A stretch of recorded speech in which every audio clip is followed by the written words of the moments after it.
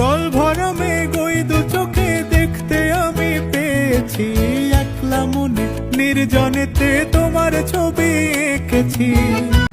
Hey guys, আসসালামু আলাইকুম। আশা করি তোমরা সবাই ভালো আছো। আলহামদুলিল্লাহ, আমরাও ভালো আছি। দোয়েল চত্বরের পাশ দিয়ে হাঁটতে হাঁটতে চোখে পড়বে রাস্তার দুপাশে ছোট ছোট দোকান আর নানা রকমের জিনিসপত্র। কেউ খাবার বিক্রি করছে, কেউ বই কিংবা ছোটোখাটো প্রয়োজনীয় জিনিস সাজিয়ে বসেছে। এর পাশেই রয়েছে বাংলাদেশ শিশু একাডেমি, শিশুদের শিক্ষা, সংস্কৃতি ও সৃজনশীলতার সঙ্গে জড়িয়ে একটি পরিচিত জায়গা। ভিডিওটি ভালো লাগলে অবশ্যই একটা লাইক দিয়ে দিবে, আর যারা এখন আমাদের চ্যানেলটিকে সাবস্ক্রাইব করোনি অবশ্যই সাবস্ক্রাইব করে দিবে, আর যারা আমাদের চ্যানেলটিকে সাবস্ক্রাইব করে দিয়েছে তাদেরকে অসংখ্য ধন্যবাদ।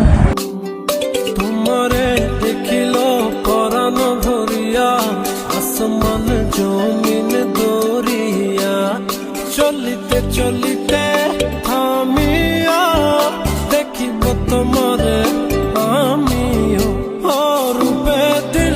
জল ভরা মেঘ ওই দু চোখে দেখতে আমি পেয়েছি, একলা মনে নির্জনেতে তোমার ছবি এঁকেছি।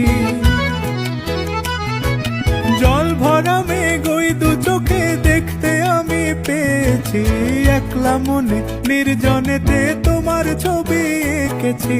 নাম রেখেছি বনলতা যখন দেখেছি, হয়তো বা সেই ক্ষণেই তোমায়।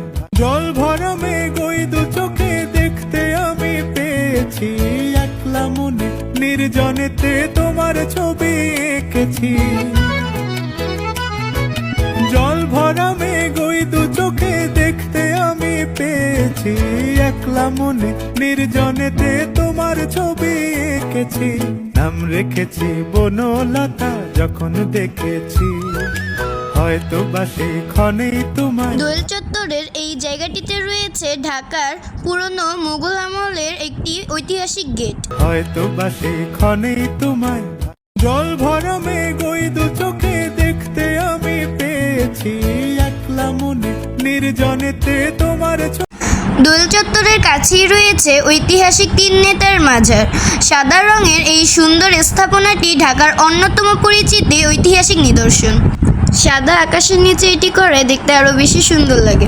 সো আজকে ভিডিওটি এই পর্যন্তই, দেখা হবে অন্য কোনো নেক্সট ভিডিওতে। এই পর্যন্ত তোমরা ভালো থাকবে, আর যারা এখনো চ্যানেলকে সাবস্ক্রাইব করোনি সাবস্ক্রাইব করে দিবে। বাই।